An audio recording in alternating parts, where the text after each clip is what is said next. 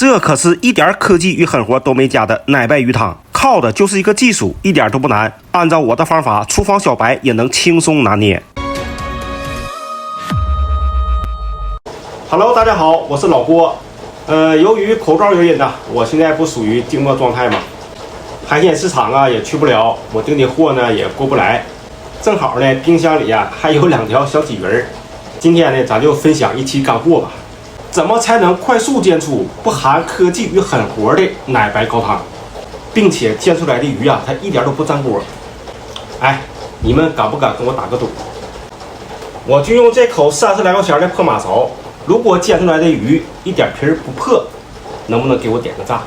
如果要是破一点皮儿，哎，我给你学10声猫叫。开整。关于鲫鱼的科普啊，我就不做过多的介绍了啊，应该每个人都知道。我们在市场上买到的这种黑背儿、白肚的，都是养殖的鲫鱼。如果是野生的话，颜色发黄，身体修长。其实这种养殖的挺好的啊，没有土腥味儿。如果是野生的话，水质不好，那土腥味儿老大了。处理鱼的时候啊，很关键，哎，因为有释出地方啊，大家很容易忽略。哎，如果你处理不好的话，炖出来的汤那是很腥的。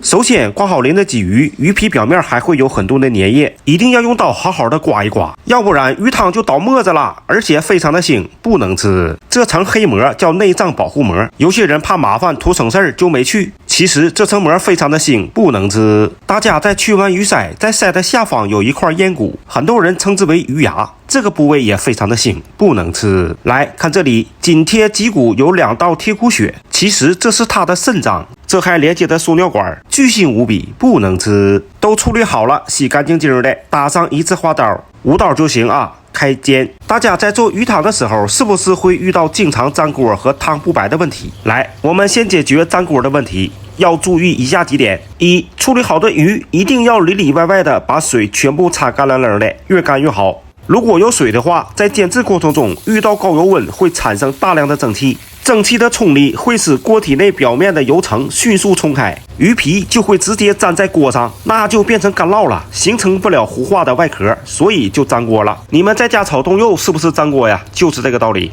2、必须润一下锅，多倒点油，四周啊都润到，让锅整体受热均匀，使油能够更好的与锅面贴合，形成油膜。这个过程时间要长，油必须给上冒烟，然后再把油倒出去，重新加油。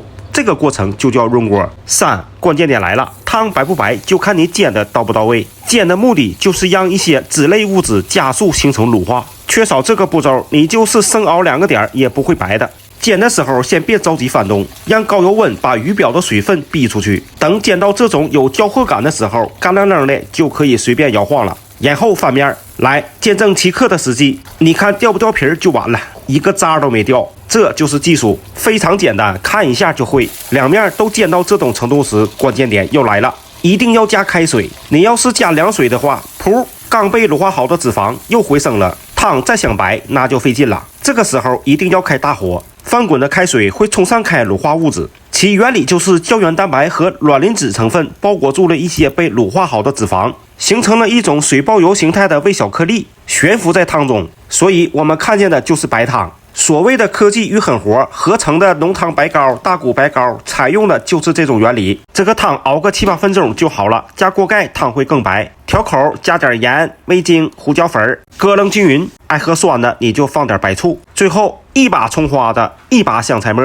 这就好了啊！哎，咱尝一口满满味儿啊！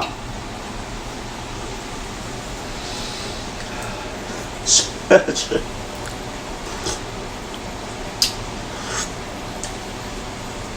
哎呀，味道香浓，意犹未尽呐啊！喝一口啊，浑身暖洋洋。其实我们要想区分是不是勾兑的汤，是能够看出来的。熬制的汤，我们是很容易能看见微小的脂肪颗粒，而且随着汤的温度下降，脂肪粒会飘上来。扒拉开，里面的汤是清的。如果是浓汤膏的话，因为加了乳化剂，你们所看到汤的颜色白的，那叫嘎嘎板正啊，是不可能分层的。好了，本期视频就到这里，希望能给你有所帮助，咱们下期再见，拜拜。